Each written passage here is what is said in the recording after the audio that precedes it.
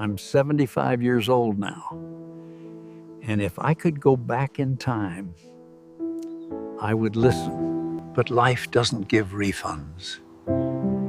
It only gives regret. People see me today and think I lived a successful life, a long career, a stable home, respect from society. But none of that kept my wife alive. I ignored her for 40 years, not with cruelty, but with absence. And absence hurts more than hate. I met my wife when I was 24. She was gentle, quiet, and full of patience, the kind of patience only young love carries. She believed in me before I believed in myself. I promised her everything, not with words, but with ambition. I'll build a future for us, I said, and then we'll live happily. I didn't know then that later is the most dangerous word a man can use. The first few years were beautiful. She waited for me to come home. She cooked my favorite meals. She listened when I talked about work. I was busy, but she understood. At least she said she did. Then years passed, and busy became my identity. I didn't hit her. I didn't shout. I didn't cheat. I just wasn't there. She would talk, and I would nod. She would cry, and I would say, "Not now, I'm tired." She would sit beside me, and I would stare at my phone. And slowly, she stopped talking. That should have scared me. But I thought silence meant peace. She stopped asking how my day was, stopped waiting by the door, stopped expecting anything. I mistook her emotional death for maturity. That was my biggest mistake. Years later, success came, money came, respect came, but intimacy left. She aged quietly beside me. Wrinkles I never noticed. Pain I never asked about. She carried our marriage alone, while I carried my ego. One night she said something I will never forget. She looked at me and said, "I don't feel lonely because I'm alone. I feel lonely because you're here." I laughed it off. That laugh still haunts me. I thought love was providing. She needed presence. I thought money would protect us. She needed attention. I thought time was unlimited. It wasn't. That was the beginning of the end. And I didn't even notice. For most of my life, I believed love was something that stayed on its own. I thought if someone loved you once, they would love you forever. No effort required, no attention needed, no time invested. That belief destroyed my marriage. When I met my wife, I was young, hungry, and obsessed with becoming someone. She saw potential in me before I ever saw value in myself. She believed in my future, while I ignored the present. In the beginning, I told myself I was doing it for us. Every late night at work, every missed dinner, every anniversary I forgot. "I'm building our future," I said. She smiled and nodded. But every smile cost her something. I didn't notice at first. I didn't notice how she stopped asking me to come home early. I didn't notice how her voice softened, not from peace, but from resignation. I didn't notice how silence slowly replaced conversation. I was too busy. Busy chasing money. Busy chasing respect. Busy chasing a version of life that didn't include her anymore. I threw money at our problems. When she felt lonely, I bought gifts. When she cried, I paid bills faster. When she needed me, I told her, "Just give me time." Time. That word became my greatest lie. Years passed. 10, 20, 40. She aged quietly beside me while I stayed mentally absent. I knew the sound of my office better than the sound of her breathing. I knew my bank balance better than her fears. I knew my goals better than her dreams. And still, she stayed. Not because she was weak, but because she loved deeply. There were nights she waited for me at the dinner table. The food grew cold. The candles burned out. Eventually, she learned to eat alone. I came home to a clean house and assumed everything was fine.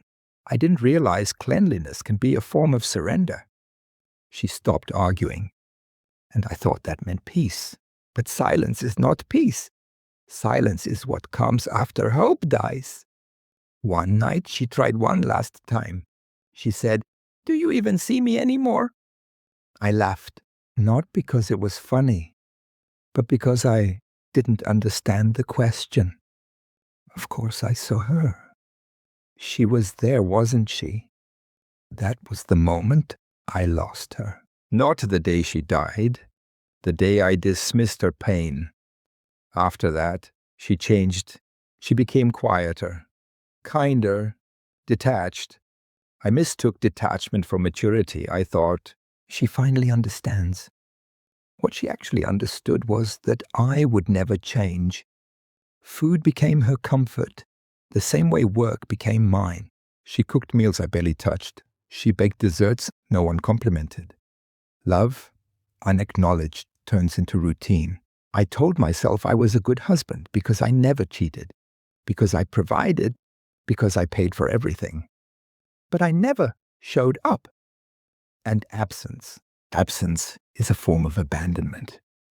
Years later, when illness crept into her body, I still didn't slow down. I attended meetings while she attended doctor appointments alone. I told myself there would be time later. Later never came. One morning, I found her sitting staring outside. What are you thinking about? She said, I was just wondering what it would feel like to be missed. That sentence should have shattered me. It didn't.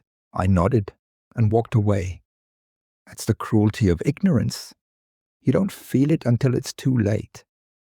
When she finally passed away, the house felt louder than ever. Every room echoed with things I never said. Every object reminded me of moments I ignored. Her shoes by the door, her cup on the counter, her side of the bed, untouched. I was 75 years old, sitting alone, realizing I had spent 4 decades beside someone without ever truly being with her. That's when regret arrived.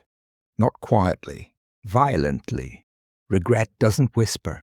It screams when it's too late to fix anything. And that's when I understood the most painful truth of my life. You don't lose people when they leave. You lose them every time you choose something else over them. By the time I turned 70, the house had become quieter than I ever imagined. Not the peaceful kind of quiet, the kind that presses against your chest at night, the kind that forces you to hear every thought you spent decades avoiding. My wife was still alive then. She sat across from me at the dinner table every evening. Same chair, same routine, same silence. We talked about groceries, about bills, about the weather, but we never talked about us. I told myself this was normal. I told myself love didn't need words anymore. I told myself providing was enough. I was wrong, very wrong. I remember the night she tried one last time. She didn't shout. She didn't cry. She just looked at me and said, "Do you ever miss me? Even when I'm still here." I laughed it off, changed the subject, picked up my phone. That moment haunts me more than her funeral, because that was the night she stopped trying. After that, she became quieter, kinder even. She cooked my favorite meals, folded my clothes carefully, smiled politely. I mistook that for peace. It wasn't peace, it was surrender. Years later, when she got sick, I thought, I still had time. I thought apologies could wait. I thought love could be expressed later. Later never came. She died on a Tuesday morning. The same kind of ordinary Tuesday that steals extraordinary things from your life without warning. At the hospital, the doctor spoke softly. I nodded like I understood, but all I could hear was her question echoing in my head. Do you ever miss me, even when I'm still here? At the funeral, people told me I was strong. They told me she was proud of me. They told me she loved me. And I smiled. But inside something collapsed. That night I came home alone. No dinner waiting. No quiet footsteps. No gentle presence in the next room. Only silence. That's when the regret arrived. Not as a feeling, but as a weight. It sat on my chest. It followed me from room to room. It whispered every word I never said. I love you. I'm sorry. You matter to me. I had ignored her for 40 years while standing right beside her, and now there was no one left to hear my apology. I stopped sleeping, stopped eating properly, stopped caring. For the first time in my life, I understood something terrifying. You don't realize what you're losing when it's happening slowly. Love doesn't disappear in explosions. It fades in quiet moments you choose not to notice. If you're watching this, if someone is sitting next to you right now, if you think you'll have time later, you won't, because one day you'll wake up in a silent house and realize the person you ignored was the only one who truly saw you. And the regret?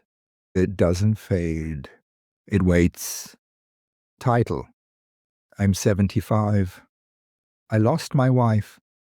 After ignoring her for 40 years, I'm 75 now. And the house is quieter than it has ever been. Not the peaceful kind of quiet. The kind that screams at you when you're alone at night. The kind that reminds you of every word you didn't say. Every moment you thought you'd have later. My wife is gone.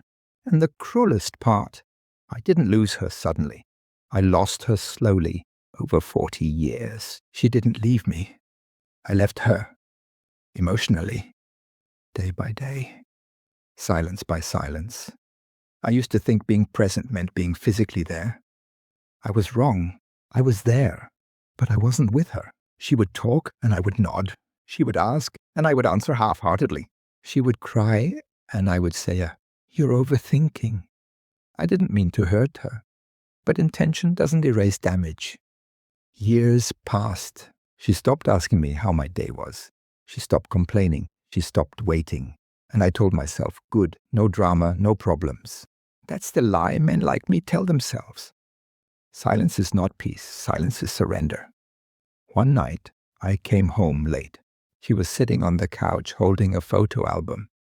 She looked at me and said softly, "Do you remember this?" It was a picture of us when we were young. We were smiling like the world hadn't broken us yet.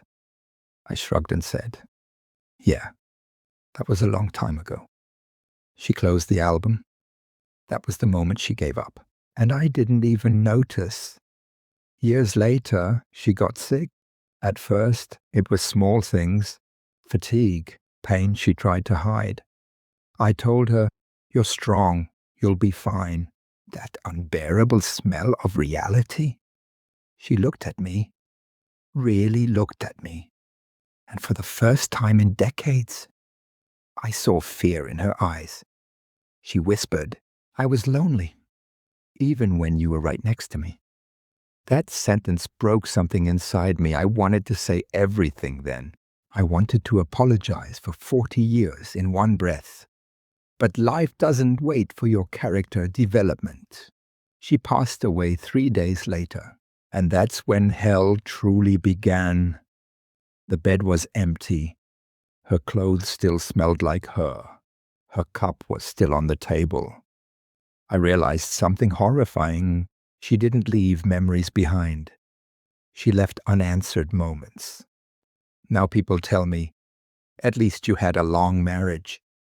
They don't understand. A long marriage without presence is just a long absence. I sit alone now, replaying conversations that never happened. Apologies that came too late. Love that was always there, but never shown properly. And this is what I've learned at 75. Love doesn't die when people leave. Love dies when people stop showing up. You don't lose someone the day they pass away. You lose them every day. You choose comfort over connection. If you're listening to this and you still have someone who waits for you, talk to them. Listen to them. Look at them. Not tomorrow. Not after work. Not when life slows down. Now. Because one day you'll sit in a quiet house like mine and realize the most painful truth of all. The person you miss the most was once begging for your attention and you were too busy to notice. This is my story. And if it saves even one relationship, then maybe, just maybe, my regret won't be completely wasted.